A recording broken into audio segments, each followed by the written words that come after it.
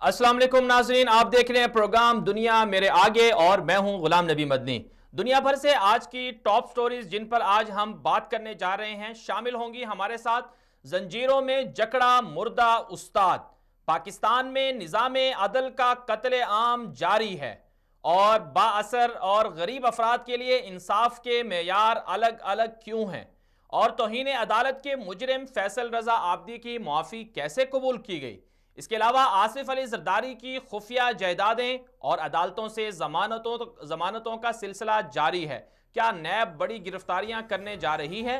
और इसके अलावा शामिल होंगी हमारे साथ दीगर स्टोरीज में पाकिस्तान के माशी मसाइल के हल के लिए सऊदी अरब के बाद मुत्तहिदा अरब इमारात भी पाकिस्तान के करीब आ चुका है और $3 अरब देने का मुत्तहिदा अरब इमारात ने ऐलान किया है। वज़ीर आज़म इमरान खान ने इस पर शुक्रिया भी अदा किया है।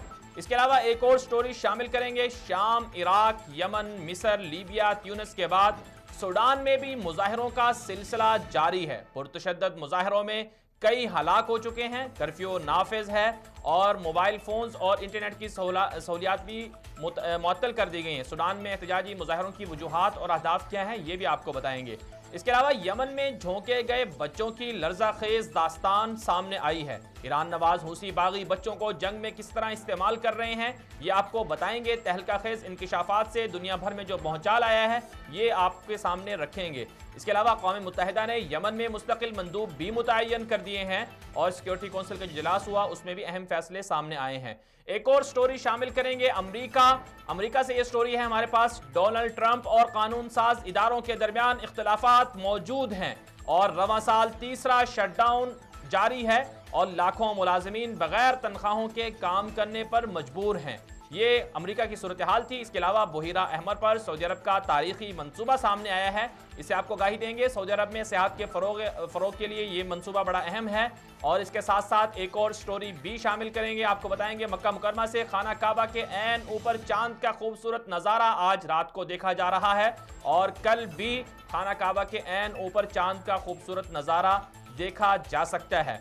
और इसके अलावा भी हमारे पास स्टोरी शामिल होंगी जिसमें आपको बताएंगे कि शाम के बाद अफगानिस्तान से भी ट्रंप ने आधी फौज जो है वो निकालने का ऐलान किया है। 7,000 फौजी जो हैं वो अफगानिस्तान से निकाले जाएंगे। बहरहाल ये वो स्टोरीज हैं जिन पर आज हम बात करने जा रहे हैं। अगर हम बात कर लें पहली स्टोरी की, पाकिस्तान में इंसाफ का कत्लेआम जारी है। नैब का और दीगर अदलिया का दोहरा मयार भी जारी है। जंजीरों में जकड़े हुए मुर्दा उस्ताद की तस्वीर सोशल मीडिया पर वायरल है। ये मुर्दा उस्ताद कौन था, जंजीरों में जकड़ा हुआ, इस हवाले से एक रिपोर्ट है। रिपोर्ट देखिए, वापस आते हैं, हमारे साथ रहिएगा।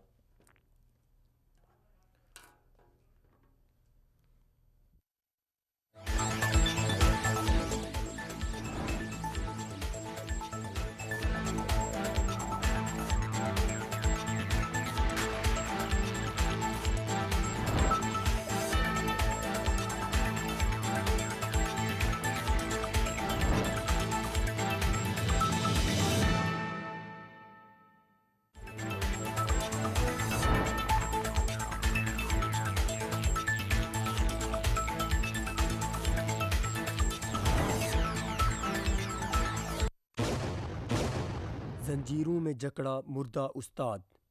पाकिस्तान में निज़ाम अदल के बारे मशहूर है कि आम तौर पर गरीब, बेयार व मददगार और शरीफ लोगों पर ही निज़ाम अदल को लागू किया जाता है। वडेरे, जागीरदार, सियासतदान, अमीर और बाअसर अफराद चाहे जितने मर्जी जराइम कर लें, निज़ाम अदल उनका बाल तक बीका नहीं कर सकता। इसका अंदाज़ा 21 दिसंबर 2018 को नैब लाहौर जेल में पेश आए अलमनाक वाक़े से लगाया जा सकता है। सरगोदा यूनिवर्सिटी लाहौर सब कैंपस के चीफ एग्जीक्यूटिव ऑफिसर मियां मोहम्मद जावेद نیب جیل میں دل کا دورہ پڑنے سے جاں بحق ہو گئے۔ نیب کے مطابق میاں جاوید پر سرگودا یونیورسٹی کے غیر قانونی کیمپسز کھولنے کا الزام تھا۔ بظاہر یہ ایک الزام تھا جو ثابت نہیں تھا، لیکن اس کے باوجود میاں جاوید کو اکتوبر 2018 میں گرفتار کیا جاتا ہے، ہتھکڑیاں لگائی جاتی ہیں اور نیب کے عقوبت خانے میں ڈال دیا جاتا ہے۔ میاں جاوید کے اہل خانہ اور متعلقین کے بقول انہیں نیب میں تشدد کا نشانہ بنایا گیا۔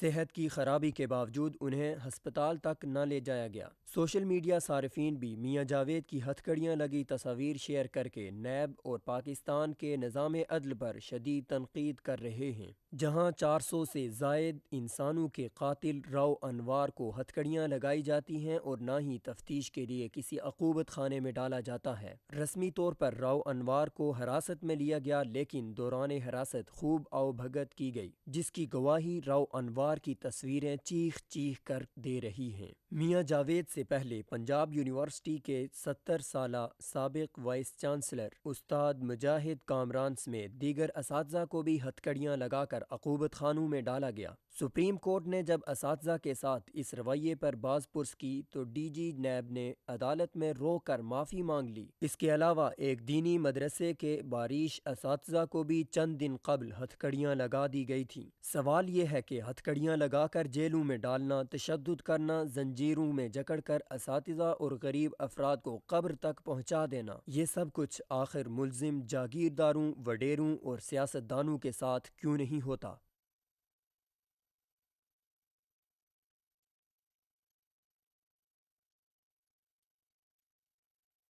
ویلکم بیک ناظرین، آپ نے رپورٹ ملاحظہ کی۔ افسوسناک صورتحال اور افسوسناک واقعہ ہوا پاکستان کے اندر کہ سرگودا یونیورسٹی کے پروفیسر تھے، انہیں نیب نے حراست میں رکھا۔ الزام کیا تھا؟ الزام یہ تھا کہ انہوں نے لاہور کیمپس، جو سرگودا یونیورسٹی کا کیمپس ہے لاہور میں، وہاں پر کچھ جو عمارتیں تھیں، بلڈنگز تھیں، وہ غیر قانونی تعمیر ہوئی تھیں، یا اس پر جو نیب کی طرف سے کہا گیا ہے کہ غیر قانونی کیمپس کھولنے کا الزام تھا میاں جاوید پر، یہ نام بتایا جا رہا ہے، اور انہیں اکتوبر میں حراست میں لیا گیا تھا، لیکن عقوبت خانوں میں رکھا گیا نیب کے اندر۔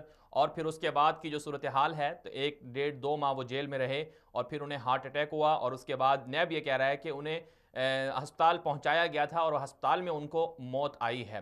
اب سوال یہ ہو رہا ہے، بہت سے لوگ یہ کہہ رہے ہیں کہ یہ عموماً ایسا جو ہے نیب اس میں قصوروار نہیں ہے، ان کی اپنی موت لکھی ہوئی تھی، وہ تبھی موت مرے ہیں۔ لیکن دوسری طرف سے لوگ کہہ رہے ہیں کہ انہیں ایک معزز پروفیسر کو جب گرفتار کیا گیا، ایک معزز پروفیسر کو جب انہوں نے گرفتار کیا اور پھر تشدد کا نشانہ بنایا اور پھر جیل میں رکھا گیا، تو ظاہر سی بات ہے انہیں ہارٹ اٹیک تو ہونا ہی تھا۔ اور پھر اس کے ساتھ ساتھ جو صورتحال سامنے آ رہی ہے وہ یہ سامنے آ رہی ہے کہ جو وفاقی وزیر اطلاعات ہیں فواد چودھری، انہوں نے بھی میاں جاوید جو پروفیسر تھے، ان کی نیب کے اندر جو ہلاکت ہے، وفات ہے، اس پر تنقید کرتے ہوئے یا اس پر تنقید کرتے ہوئے کہا کہ یہ زنجیروں میں اس لیے جکڑی ہوئی تصویر ہے تاکہ پتہ چل جائے لوگوں کو، نشان عبرت بن جائے کہ ان کی روح مقید ہے، جو ان پر الزامات تھے، جو کرپشن کے کیسز تھے، تاکہ بعد والے لوگوں کو پتہ چلے اور لوگوں کو احساس ہو کہ وہ کرپشن نہ کریں۔ سوال یہ پیدا ہوتا ہے یہاں پر، اب آپ ساری دنیا نے دیکھ لیا کہ کس طرح سے ایک استاد ہیں، پروفیسر ہیں، اس سے پہلے بھی دیکھ لیا کہ ان کو ہتھکڑیاں لگائی ہوئی ہیں، جیلوں میں رکھا ہوا ہے، اور پھر اس کے ساتھ ساتھ جو ابھی میاں جاوید ہیں ان کو بھی ہتھکڑیاں لگائی ہوئی ہیں، وہ مر چکے ہیں، ان کو ہارٹ اٹیک ہو چکا ہے، پھر بھی ان کی ہتھکڑیاں اور زنجیریں نہیں کھولی جا رہی ہیں۔ یہ اساتذہ کے ساتھ سلوک ہے، غریب افراد کے ساتھ سلوک ہے، یہی سلوک جیلوں میں روا رکھا جاتا ہے، عقوبت خانوں میں روا رکھا جاتا ہے۔ اور پھر دوسری طرف سے وہ لوگ بھی ہیں، آصف علی زرداری، میاں نواز شریف، شہباز شریف، اور اسی طرح خود پرویز خٹک، پرویز الہی اور علیم خان، اور نامعلوم کتنے ایسے لوگ ہیں، راؤ انوار جیسا ایک بڑا چہرہ پوری دنیا کے سامنے ہے، پاکستان کی ساری عوام دیکھ رہی ہے، ساری عدالتیں دیکھ رہی ہیں کہ یہ بھی مجرم ہیں، ان پر بھی الزامات ہیں، سیم کیس ہے، سیم معاملات ہیں، ان پر بھی الزامات ہیں کرپشن کے، اور دوسری طرف سے میاں جاوید پر بھی الزامات تھے کرپشن کے، لیکن انہیں ہتھکڑیاں پہنا دی جاتی ہیں، آصف علی زرداری کی ضمانتیں منظور کی جاتی ہیں۔ دوسری طرف سے جو بزرگ اساتذہ ہیں، پنجاب یونیورسٹی کے وائس چانسلر مجاہد کامران کا کیس بھی سامنے آیا تھا کہ کس طرح سے بزرگ ہیں، ان کو ہتھکڑیاں لگائی جاتی ہیں، لیکن دوسری طرف سے جو آصف علی زرداری ہیں یا اور جو بااثر افراد ہیں ان کو بلایا تو جاتا ہے، لیکن ان کی ضمانتیں منظور کر لی جاتی ہیں۔ تو پاکستان کے اندر عدل و انصاف کا یہ دوہرا معیار کیوں چل رہا ہے، اور کب یہ خاتمہ ہوگا اس کا، اور کون کرے گا خاتمہ، یہ بہت بڑا سوال ہے جس پر پاکستان کی عوام جو موجودہ حکومت ہے، جو ریاست مدینہ کا نام لیتی ہے، نعرے لگاتی ہے، ان سے سوال کر رہی ہے کیا ریاست مدینہ یہی ہے جہاں پر غریب افراد کو ہتھکڑیاں لگائی جاتی ہیں، زنجیروں میں جکڑا جاتا ہے، پھر ان کی موت بھی اسی حالت میں آ جاتی ہے۔ دوسری طرف سے ریاست مدینہ کا جو خواب اور نعرہ لگانے والے وزیر اعظم عمران خان صاحب، ان سے سوال ہے کہ ریاست مدینہ جس کو آگے لے کر چلنے والے امیر المومنین سیدنا ابوبکر صدیق رضی اللہ عنہ تھے، اور پھر ان کے بعد سیدنا عمر رضی اللہ تعالیٰ عنہ تھے۔ سیدنا عمر رضی اللہ تعالیٰ عنہ کے بارے میں مشہور ہے کہ انہوں نے کہا کہ دجلہ کے کنارے جو عراق کے اندر ہے، جو دریا ہے دجلہ کے کنارے، اگر کوئی بکری کا بچہ بھی مر جاتا ہے تو عمر سے روز قیامت اس کا حساب ہوگا، اور عمر کی ذمہ داری ہے کہ اگر اس کی حکمرانی میں کوئی بھی ناحق بکری کا بچہ بھی مر جائے تو اس کے بارے میں عمر سے پوچھا جائے گا۔ تو یہ ریاست مدینہ تھی، لیکن دوسری طرف سے وزیر اعظم عمران خان صاحب آپ ہیں کہ آپ کی ریاست میں آپ کے ہوتے ہوئے، عدالتوں کے ہوتے ہوئے، آپ کے جاگتے ہوئے، آپ کی جو پوری کابینہ ہے اس کے ہوتے ہوئے، پورے پاکستان کی بھاگ دوڑ آپ کے ہاتھ میں ہے، آپ کو حکمرانی دی گئی ہے۔ آپ کی اس ریاست کے اندر ایک استاد کو جس کے اوپر صرف الزامات ہیں، وہ الزامات بھی ابھی ثابت نہیں ہوئے، اس کو ہتکڑیاں لگائی جاتی ہیں، عقوبت خانوں میں ڈالا جاتا ہے، جیل میں ڈالا جاتا ہے، اور پھر انہیں ہارٹ اٹیک ہوتا ہے اور وہ اسی حالت میں مر جاتے ہیں، زنجیریں اور ہتکڑیاں نہیں کھولی جاتی ہیں۔ وزیر اعظم صاحب، کیا کل قیامت کے دن آپ سے سوال نہیں ہوگا؟ جس طرح سے سیدنا عمر رضی اللہ تعالیٰ عنہ نے کہا تھا کہ عمر سے پوچھا جائے گا اگر ناحق بچہ مر جائے، تو کل قیامت میں کیا یہ لوگ آپ سے نہیں پوچھیں گے کہ ہمارے اوپر الزامات تھے، الزامات بھی ثابت نہیں ہوئے تھے، لیکن اس کے باوجود جو ہے ہمیں ہتکڑیاں لگا دی گئیں، ہمیں صحت کی سہولتیں نہیں دی گئیں، اور ہماری اسی حالت میں موت آ گئی؟ تو اس وقت وزیر اعظم عمران خان صاحب آپ سے سوال ہے کہ آپ کیا جواب دیں گے؟ یہ آپ کو سوچنا ہوگا کہ آپ کی ریاست میں یہ کون لوگ ایسا کر رہے ہیں اور کون یہ مذاق اڑا رہے ہیں ایسی میتوں کا۔ مزید جان لیتے ہیں، اس وقت ہمارے ساتھ پنجاب کی صوبائی اسمبلی کے ممبر ہیں جناب مولانا معاویہ اعظم صاحب، اس وقت ہمارے ساتھ لائن پر موجود ہیں، ان سے جاننے کی کوشش کریں گے پاکستان میں عدل و انصاف کے معیار کے حوالے سے۔ السلام علیکم، بہت بہت شکریہ مولانا معاویہ اعظم صاحب، آپ نے ہمیں وقت دیا۔ جی وعلیکم السلام ورحمۃ اللہ وبرکاتہ۔ جی معاویہ صاحب، یہ فرمائیے گا کہ جیسا کہ آپ بھی دیکھ رہے ہیں، آپ پنجاب کی ایک بڑی اسمبلی کے اور بڑے پلیٹ فارم پر آپ ممبر بھی ہیں، نمائندگی بھی کر رہے ہیں، تو ایک تو افسوسناک واقعہ ہوا، سرگودا یونیورسٹی کے جو پروفیسر تھے میاں جاوید، ان کو ہتکڑیاں لگائی ہوئی ہیں اور ان کا انتقال ہو جاتا ہے اسی حالت میں۔ تو آپ پاکستان کی مجموعی طور پر جو انصاف کا معیار ہے، اس حوالے سے آپ کیا کہیں گے؟ دیکھیں، اس میں کوئی شک نہیں ہے کہ یہ افسوسناک واقعہ ہے۔ یہ ایک استاد کے ساتھ ہوا، یہ کسی عام انسان کے ساتھ بھی ہوتا تو یہ تکلیف دہ تھا۔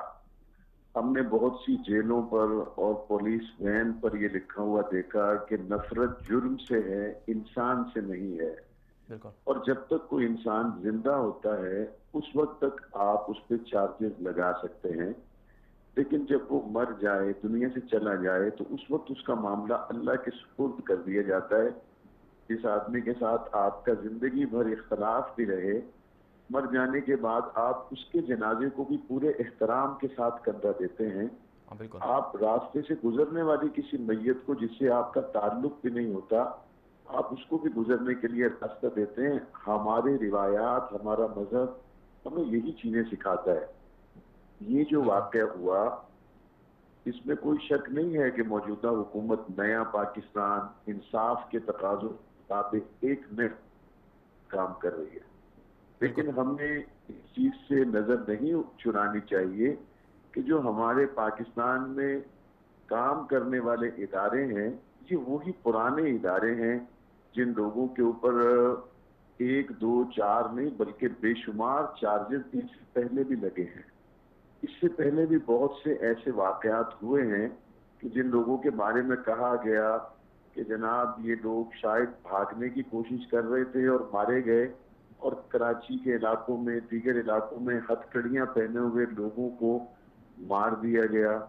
اسی طریقے سے بہت سے ایسے واقعات اسی ملک میں ہوئے ہیں جن کے اندر آپ کراچی کے وہ نجیب اللہ محسود کے واقعے کو دیکھ لیں، کراچی میں اور بہت سے ایسے واقعات دیکھ لیں، تو یہ ہماری فورسز میں ایسے لوگ موجود ہیں جن کی عمران خان صاحب کو اور باقی پنجاب کی حکومت کو تربیت کرنے کی ضرورت ہے، ان کی ایتھکس کو بہتر کرنے کی ضرورت ہے. معاویہ جب صاحب تک جی یہ بہتر رویے پیدا نہیں ہوں گے اس وقت تک آپ ایسے واقعات کو نہ آخری سمجھ سکتے ہیں اور نہ ان سے کوئی بہتر توقع کر سکتے ہیں. معاویہ صاحب بالکل آپ نے درست فرمایا، لیکن جس طرح سے راؤ انوار کا معاملہ ہے، آصف علی زرداری کا معاملہ ہے، اور بڑے بڑے بااثر افراد ہیں، ان کو تو ہتھ کڑیاں بھی نہیں لگائی جاتی ہیں، اور غریب افراد اساتذہ کو ہتھ کڑیاں لگائی جاتی ہیں. تو یہ انصاف کا جو معیار ہے پاکستان میں، اسے کیسے تبدیل کیا جا سکتا ہے؟ میں ان تمام چیزوں کو ایک ایسے پاکستانی کی طرح درد سے دیکھتا ہوں جس طرح سے آپ کے احساسات ہیں، میرے احساسات بھی وہی ہیں. لیکن موجودہ جو ایک حکومت پنجاب میں اور وفاق میں ہمیں دیکھنے کو ملی ہے، میں ان لوگوں سے یہ توقع ضرور کروں گا کہ یہ اب ان چیزوں کو ختم کریں گے. انصاف سب کے لیے ایک جیسا ہونا چاہیے، اور جو لوگ مجرم ہیں یا ملزم ہیں ان کے ساتھ بیہیو ریاست کو ایک جیسا کرنا چاہیے، بھلے وہ ریڑھی والا ہو یا وہ شاہی تخت پر بیٹھنے والا حکمران ہو. اس میں آپ نے جو نشاندہی کی یہ درست بات ہے کہ ماضی میں ایسا ہوتا رہا ہے، لیکن میں امید کروں گا کہ آئندہ ایسی چیزوں کو ہمارے موجودہ حکمران بہتر کرنے کی کوشش کریں گے. یہ بڑا تضاد ہے.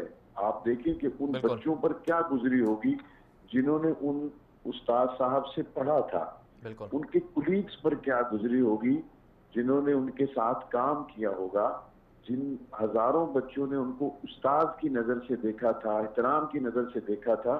اس لاش کے اوپر لپٹے ہوئے وہ زنجیر، یہ صرف استاد اور ہمارا مسئلہ نہیں ہے، یہ پورے پاکستان کی میں سمجھتا ہوں ایک شرمناک تصویر دنیا میں گئی ہے جو نہیں جانی چاہیے تھی. بالکل. معاویہ صاحب ایک میں اور آپ کو پھر سے یہ کہہ رہا ہوں کہ یہ رویے اگر ہمیں بہتر کرنے کے مواقع ملے ہیں تو ہمیں کرنا چاہیے، ورنہ خدا نہ خواستہ ان سے مزید بھی ایسی توقع کی جا سکتی ہے. معاویہ صاحب ایک اور جو معاملہ سامنے آیا کہ توہین عدالت کے حوالے سے عدلیہ کا جو رویہ ہے وہ بھی مختلف رہتا ہے. ابھی ایک اور کیس سامنے آیا کہ دہشت گردی کے دفعات بھی تھی اس ملزم کے اوپر، فیصل رضا عابدی جو ایک نام ہے، بڑا مشہور نام ہے، ان کے اوپر توہین عدالت اور ججوں کے حوالے سے نازیبہ ان کے کلمات بھی تھی، لیکن اس کے باوجود ان کی معافی قبول کر لی جاتی ہے. لیکن دوسری طرف سے بہت سے لوگ ایسے ہیں جن کے جرم ان سے بھی کم ہوتے ہیں. تو یہ کیا وجہ ہے؟ یہ لوگ با اثر ہیں اس لیے ان کو معاف کر دیا جاتا ہے، یا پھر عدالتوں کو سمجھ نہیں آتی کہ کس کو معاف کرنا ہے اور کس کو چھوڑنا ہے؟ پاکستان کی عدالتیں میں سمجھتا ہوں کہ پچھلے عرصے سے توہین عدالت کے معاملے میں بڑی حساس دکھائی دی ہمیں، اور اس میں ہم نے دیکھا کہ انہوں نے بہت سے لوگوں کو کٹہرے میں لا کھڑا کیا، اور وجہ اس کی صرف یہ تھی کہ ان لوگوں نے عدالت کا تقدس پامال کیا تھا. یہ موصوف تو وہ ہیں جنہوں نے سینٹ سے لے کر ٹاک شو سے لے کر پریس کانفرنسوں سے لے کر چوک چوراہوں کے جلسوں سے لے کر ہر جگہ پہ عدالت کے مذاق اڑائے، ہر جگہ پہ ہمارے ججز کا استہزاء اڑایا ہے. ایسے لوگوں کو اگر معافی مل سکتی ہے تو میں سمجھتا ہوں پھر اس کھیل کو ختم کرنا چاہیے، پھر سب کو معافی مل سکتی ہے. بالکل. پھر اس کو تقسیم میں نہیں رکھنا چاہیے کہ فلاں کے لیے تو مزاج کچھ اور ہے، فلاں کے لیے اور ہے. اور اس آدمی نے جو عدالتوں کے حوالے سے، پاکستان کے اداروں کے حوالے سے، اور بالخصوص پاکستان کی ریاست کو ہمسائے ملک کے ایجنڈے کو پورا کرنے کے لیے جس طور پر کمزور کرنے کی تخریب کارانہ بدترین کارروائیوں میں یہ بندہ ملوث رہا ہے، میں سمجھتا ہوں کہ وہ صرف عدالت کا نہیں، وہ تو قومی مجرم ہے. بالکل. ایسے آدمی کو کیسے ریلیف دیا جا سکتا ہے؟ اگر خدا نہ خواستہ کوئی ایسا ماحول بن رہا ہے تو اس پہ نظر ثانی کرنی چاہیے. ایسے لوگوں کو ریلیف دینے کا مطلب ہے کہ جن لوگوں کے مائنڈ میں کرمنل جراثیم پنپ رہے ہیں، آپ ان کو مزید موقع دینا چاہتے ہیں کہ وہ جو چاہیں کریں اور بعد میں ان کو گرین سگنل ملے گا.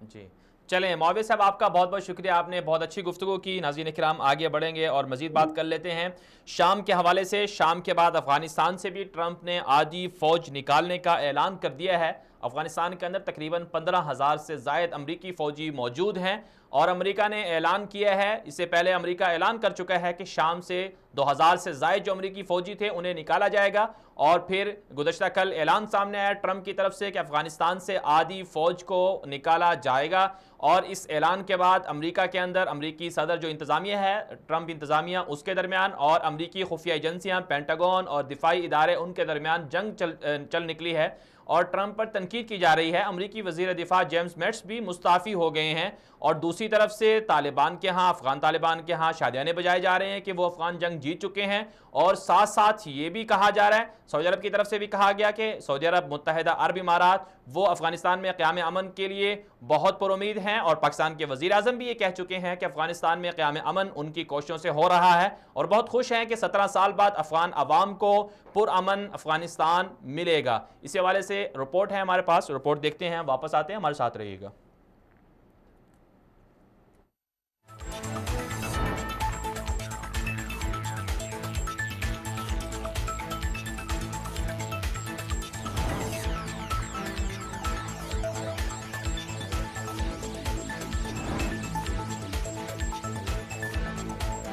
بیرونی دنیا جنگوں میں مصروف امریکی فوج کے خلاف ٹرمپ کا تاریخی فیصلہ۔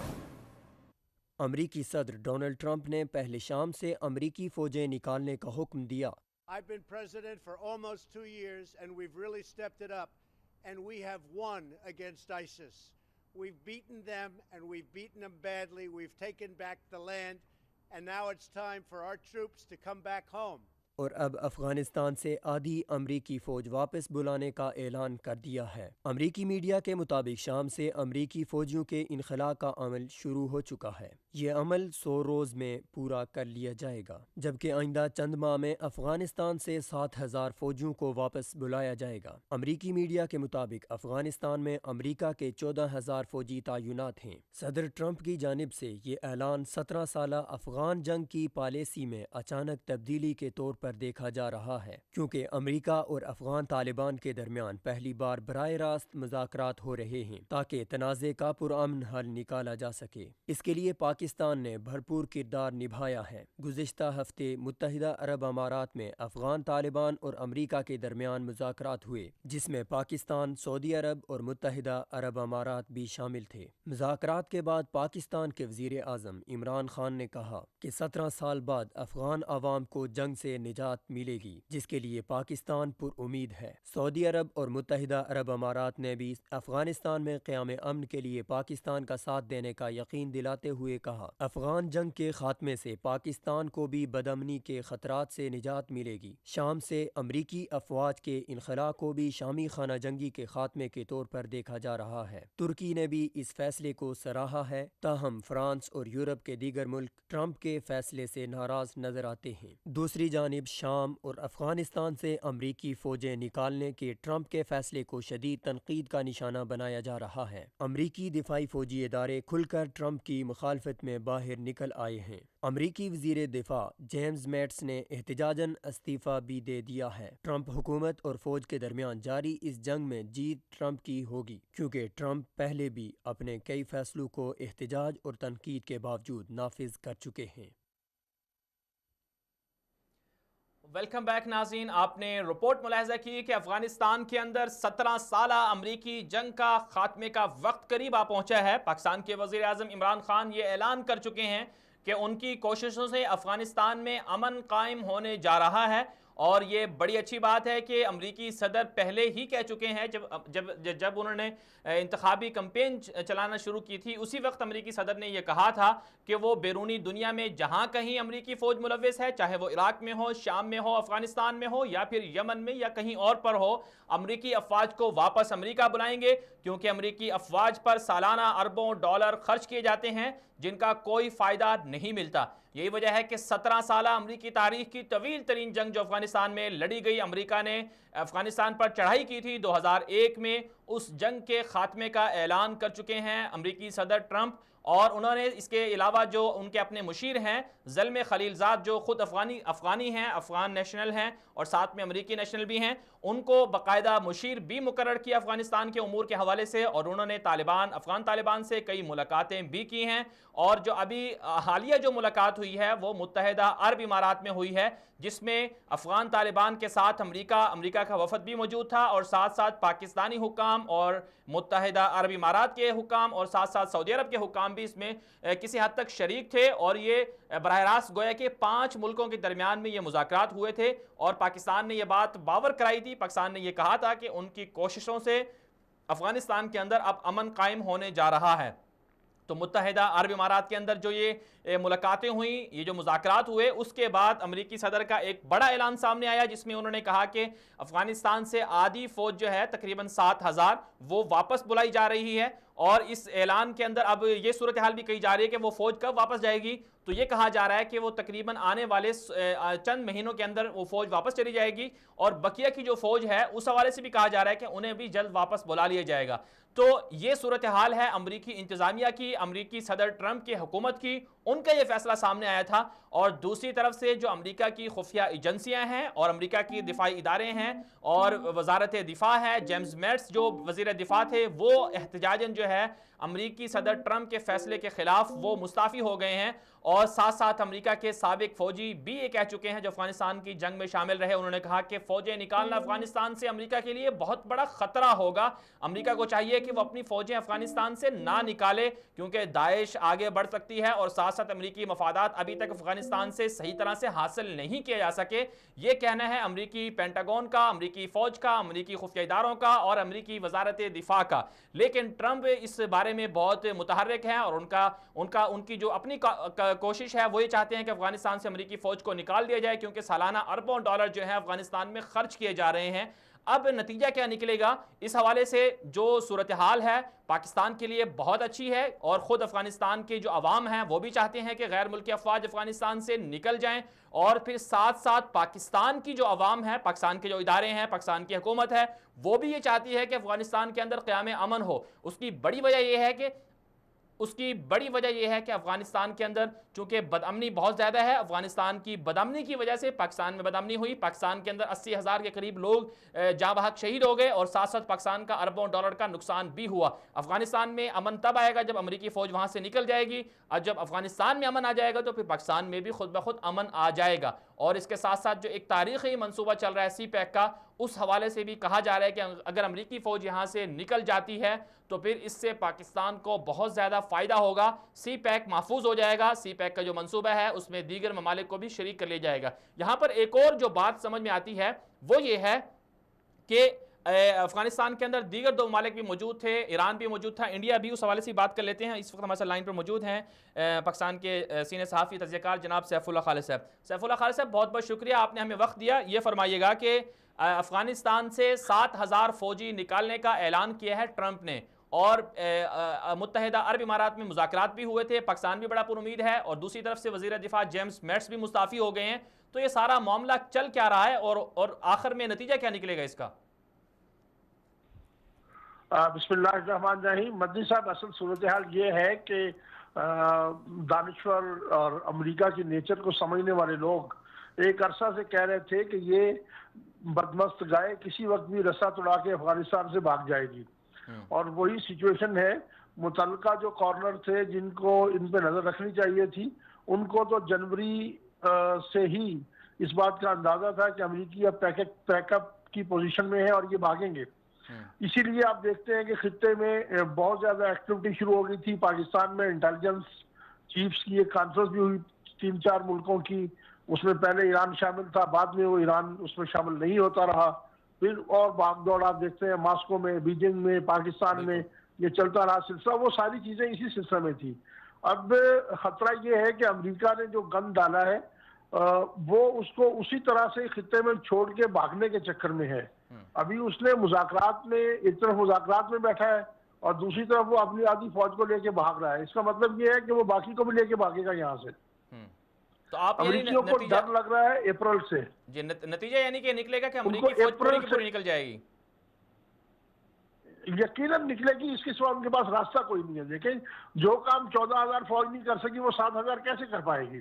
بالکل. اور تیسری بات یہ ہے کہ ابھی جو مذاکرات کے بعد انہوں نے طالبان کے جو ہائی پروفائل قیدی تھے جن میں عدد حقانی بھی تھے اور باقی کچھ اور بھی نام تھے، ان سب کو رہا کر دیا ہے. اور جو ذبیح اللہ نے اس پہ دیا ہے اپنا ریئیکشن، اس نے کہا کہ آنے والے دنوں میں اور بھی اچھی خبریں آنے والی ہیں، جن میں میرے اطلاع کے مطابق طالبان کو بلیک لسٹ سے نکال دیا جائے گا، ان کو دہشت گرد کی بجائے پولیٹیکل اینٹی کے طور پہ تسلیم کیا جائے گا، اور ان پہ افغانستان کے قضیے کا باقاعدہ سیاسی فریق ان کو مانا جائے گا، اور ان پہ جو سفری پابندیاں ہیں یا ان کے جو ایسٹس بین کرنے کی پابندیاں ہیں اکاؤنٹس کی، وہ ساری ختم کر دی ہیں. سیف اللہ صاحب ایک اور بات جس طرح سے یہ ہے جی سیف اللہ صاحب ایک اور بات جو شام کے حوالے سے ہے کہ شام سے بھی امریکہ نے فوجیں نکالنے کا اعلان کیا تھا، تو یہ امریکہ یہ سارے ملکوں سے، آپ کو لگتا ہے ایسا ہے کہ سارے ملکوں سے اپنی فوجیں واپس بلا لے گا؟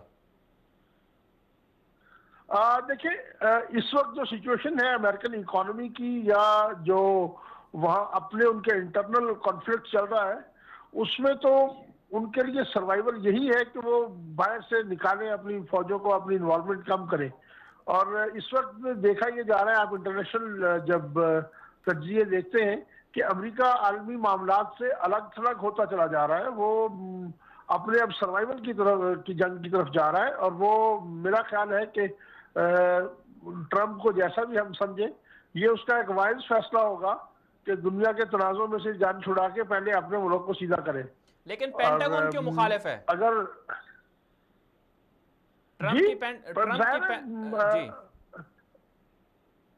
اس وقت بات بہت سیدھی سی ہے کہ پینٹاگون کی روزی روٹی تو اسی سے چلتی ہے نا کہ امریکہ ادھر ادھر جنگیں کرتا رہے، جرنیلوں کی دیہڑی لگتی رہے گی. اور جب فوجیں کسی باقاعدہ فیصلے کے بغیر وہ شام سے بھاگا ہے، اس کا مطلب کیا ہے؟ وہ شکست کھا گیا ہے. وہ لڑائی جو میدان جنگ سے بھاگتا ہے ملک، تو اس کا ذمہ دار تو جرنیل ہوتا ہے نا. اور ناکامی کا کوئی باپ نہیں ہوا کرتا، یہ تو انٹرنیشنل لیول پہ ایک مانا ہوا جملہ ہے. اب افغانستان میں بھی آپ دیکھ لیں، وہ کوئی احسان نہیں کر رہا اپنی فوجیں نکال کے. سچویشن یہ ہے کہ پورے افغانستان پہ امریکی خود تسلیم کر رہے ہیں کہ 70% افغانستان پہ طالبان کی حکومت باقاعدہ قائم ہے، ان کے کنٹرول میں ہے. باقی 30% جو ہے اس میں بھی 15% علاقہ وہ ہے جس پہ آن آف چلتا رہتا ہے. کبھی طالبان غالب آ جاتے ہیں، کبھی وہ اپنی حکمت عملی سے خود پیچھے ہٹ جاتے ہیں. تو جس ملک کے 85% تو وہ چھوڑ چکے ہیں، لڑائی میں ہار چکے ہیں. تو اب وہاں کیا رہ گیا ان کے لیے؟ اب تو یہی ہے کہ وہ کسی دن طالبانوں سے گھیر لیں اور کہیں کہ سرنڈر کرو. اس سے بچنے کے لیے اس سے پہلے وہ بھاگنا چاہتے ہیں. تو اس شکست کی ذمہ داری ٹرمپ پہ تو نہیں آئے گی. شکست کا ذمہ دار تو پینٹاگون ہے، جرنیل ہیں. تو جرنیل تو مخالفت کریں گے، جو وہ تو آخری مرحلے تک پینٹاگون کہتا رہے گا کہ ہمیں اور پیسے دو، اور فوجی دو، ہم اور بندے مارے وہاں پہ جا کے.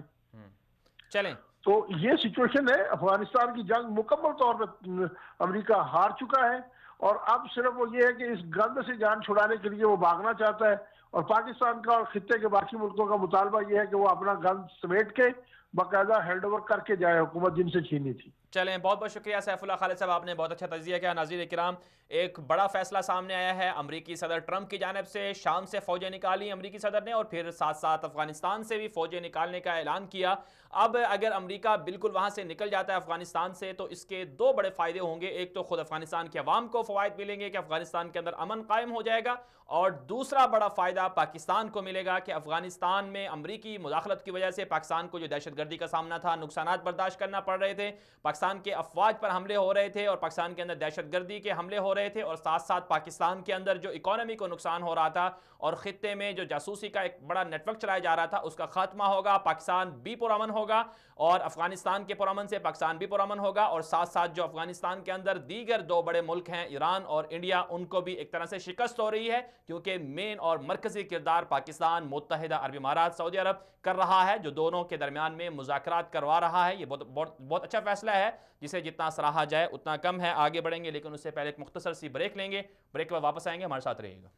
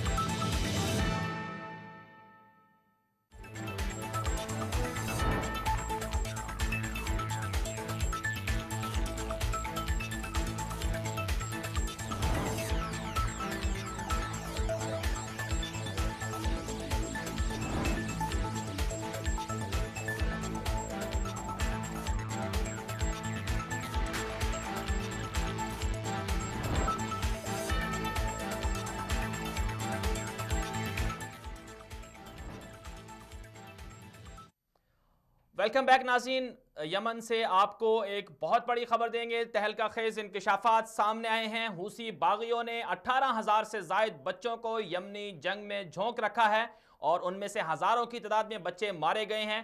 حوثی باغی جن کے بارے میں کل سلامتی کونسل کا اجلاس بھی ہوا اور اقوام متحدہ کی طرف سے 2 مستقل مندوب بھی متعین کیے گئے یمن کے حوالے سے کہ یمن کی صورتحال کا جائزہ لیا جائے گا۔ جس طرح سے افغانستان میں جنگ کا خاتمہ کیا جا رہا ہے، اسی طرح سے یمن میں خانہ جنگی کے خاتمے کے لیے بھی اقوام متحدہ کوششیں کر رہی ہے۔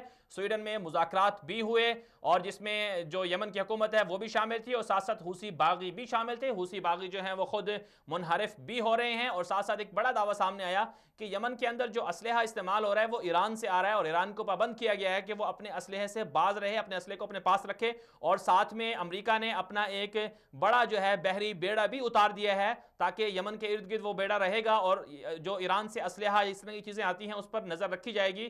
اور ساتھ میں ایک جو بڑی خبر سامنے آئی ہے، حوثیوں کے ایک بڑے عہدیدار نے یہ بتایا ہے کہ یمن کے اندر جو حوثی باغی ہیں وہ عام عوام کو بھی پکڑ کر اپنے ساتھ شامل کرتے ہیں، ساتھ میں جو چھوٹے بچے ہیں جو سکولوں میں پڑھتے ہیں زبردستی یا پیسے کا لالچ دے کر یا کسی اور مجبوری کا بہانہ بنا کر ان بچوں کو بھی جنگ میں جھونکا گیا ہے اور ان بچوں میں سے ہزاروں کی تعداد میں بچے شہید بھی ہو چکے ہیں، مارے بھی جا چکے ہیں اور ساتھ ساتھ کچھ ابھی بھی جیلوں میں ہیں، کچھ ابھی بھی حوثی باغیوں کے ساتھ جنگ میں شامل ہیں۔ اسی حوالے سے ہمارے پاس ایک رپورٹ ہے، رپورٹ دیکھتے ہیں، واپس آئیں گے، ہمارے ساتھ رہیے گا۔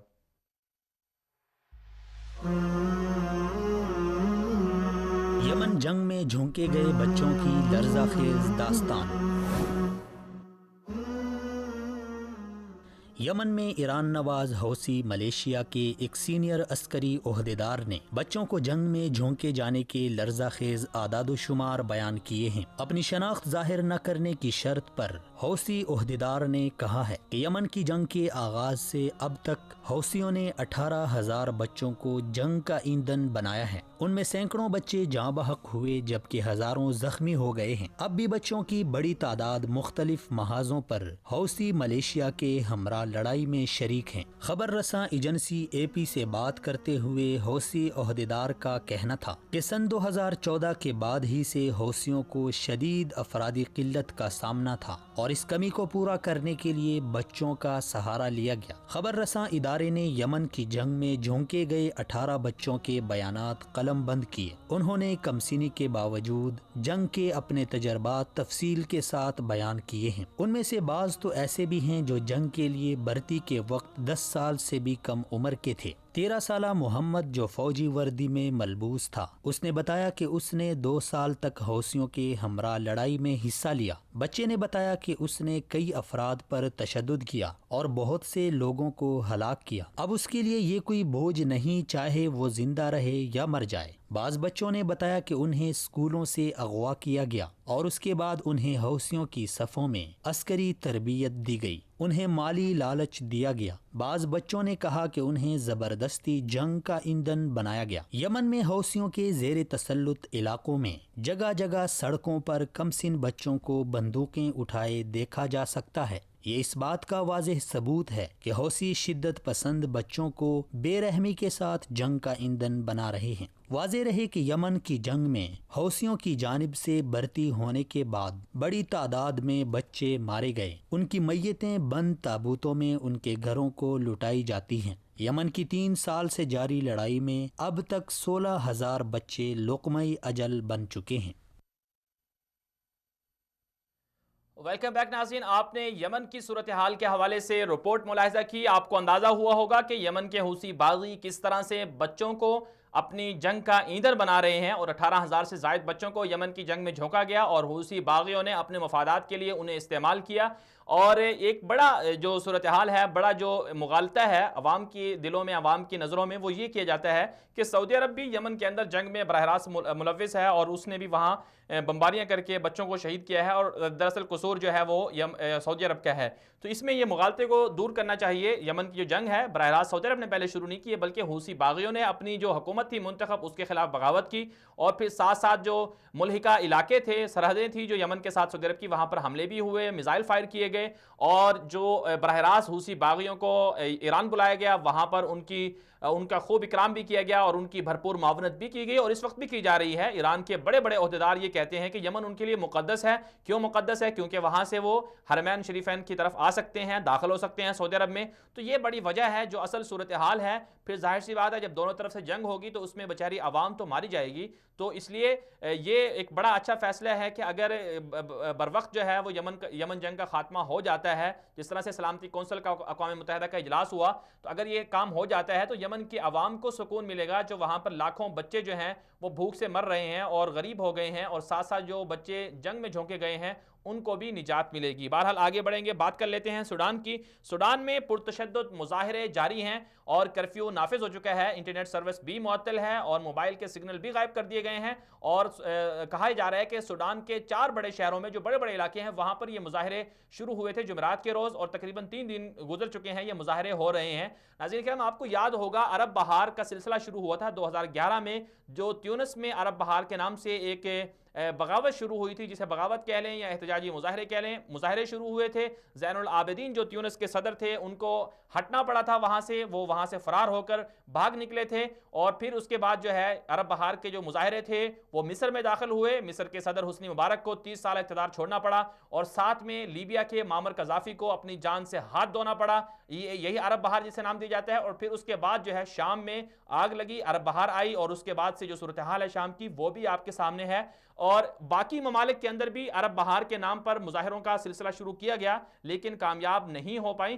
اب جو سلسلہ ہے وہ سوڈان کے اندر آ چکا ہے، سوڈان کے اندر مظاہرے ہو رہے ہیں، اور وہاں کی جو عوام ہے وہ باہر نکلی ہوئی ہے، سڑکوں پر ہے۔ عوام کا بنیادی مطالبہ یہ ہے کہ انہیں سہولیات نہیں مل رہی، انہیں بے روزگاری ہے، ان کو صحیح طرح سے روزگار نہیں مل رہا، مہنگائی بہت زیادہ ہو چکی ہے، وہ بہت ساری چیزیں نہیں خرید سکتے ہیں، روٹی تک خریدنے سے مجبور ہو چکے ہیں، یہ سوڈانی عوام کا کہنا ہے۔ اگر ان حقائق کا جائزہ لیا جائے کہ یہ مظاہرین درست ہیں یا پھر حکومت درست ہے، تو حقیقت یہ سمجھ میں آتی ہے کہ دراصل ایک پورا گیم ہوتی ہے، پورا ایک منصوبہ ہوتا ہے، ایک منصوبے کے تحت کوشش کی جاتی ہے کہ ملکوں کو اندر سے کھوکھلا کر دیا جائے، کمزور کر دیا جائے، ملکوں کے خزانے کو قبضے میں کر لیا جائے، ملکوں کو دیوالیہ کر دیا جائے، تاکہ وہاں کی عوام جو ہے وہ مجبور ہو جائے کہ اپنے حکمرانوں کے خلاف باہر نکلے، اور حکمران بھی مجبور ہو جائیں کہ عوام کو وہ سہولیات اور روزگار اور جو وسائل ہیں وہ نہ دے سکیں۔ تو یہی صورتحال ہے، آپ آئی ایم ایف کا اندازہ لے لیں، آئی ایم ایف کی جو صورتحال ہے، جو کہانی ہے وہ یہی ہے، استعمار کا جو نظریہ ہے وہ یہی ہے۔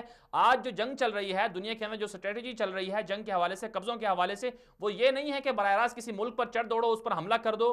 یہ جو طریقہ تھا جنگوں کا یہ اب ختم ہو چکا ہے۔ اب یہ ہے کہ ان کی معیشت کو، ان کی اکانومی کو کمزور کر دو، تاکہ ان کے پاس کھانے کے لیے، پہننے کے لیے کچھ نہ ہو، اور پھر عوام اور حکمران آپس میں لڑ پڑیں۔ تو یہ صورتحال آزمائی گئی تھی عرب ملکوں کے اندر، شام کے اندر آزمائی گئی، لیبیا کے اندر آزمائی گئی، مصر کے اندر آزمائی گئی، تیونس کے اندر آزمائی گئی، اور اب سوڈان کے اندر آزمائی جا رہی ہے۔ اور خطرہ یہ ہے کہ کہیں سوڈان کو یمن یا پھر شام یا پھر عراق یا پھر لیبیا یا پھر تیونس یا پھر مصر بنانے کی کوشش نہ کی جا رہی ہو۔ اور اس کے ساتھ ساتھ ایک بات اور بڑی اہم ہے کہ عرب ملک جب شام کے اندر جنگ ہوئی تھی، شام کے اندر خانہ جنگی کے بعد کوئی بھی ملک جو ہے عرب ممالک کا سربراہ جو ہے وہ بشار سے ملنے کے لیے نہیں گیا، لیکن سوڈانی صدر پچھلے ہفتے بشار سے ملنے بھی گئے۔ تو ظاہر سی بات ہے یہ بھی ایک بڑا خطرہ ہو سکتا ہے کہ شاید اس وجہ سے وہ ہوا ہو۔